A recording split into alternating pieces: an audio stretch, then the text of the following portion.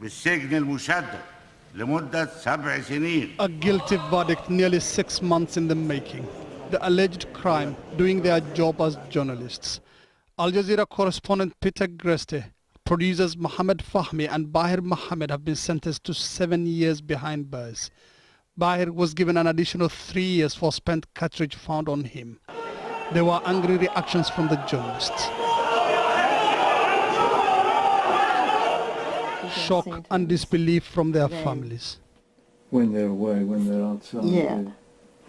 7 years for Peter Greste, Repent Bahus, and 5 other 6 defendants present.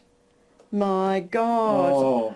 My God. Oh, Sorry. that's crazy. Finish. That's crazy. That's absolutely crazy.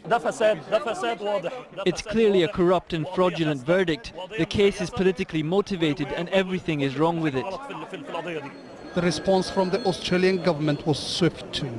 This kind of verdict does nothing to support Egypt's claim to be on a transition to democracy. And the Australian government urges the new government of Egypt to reflect on what message is being sent to the world about the situation in Egypt. The Egyptian prosecution had pushed for the maximum sentences. 6 other Al Jazeera journalists being tried in absentia were sentenced each to 10 years in prison. They were accused of spreading false news and aiding the Muslim Brotherhood, which the government has designated a terrorist organization. They are charges condemned and rejected by Al Jazeera.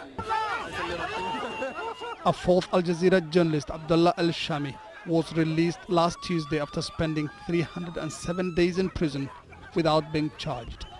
The public prosecutor ordered his release for health reasons. Al-Shami had been on a hunger strike since January. The trial of Al Jazeera journalists triggered a global outcry against media restrictions in Egypt. The newly elected president of Egypt, Abdel Fattah el-Sisi, has promised to tackle the country's many issues, including free speech. The verdict today sends a clear message to both local and international media that Sisi's Egypt does not tolerate dissent and raises serious questions about Egypt's constitution, which guarantees freedom of the media. Mohammed Ado, Al Jazeera.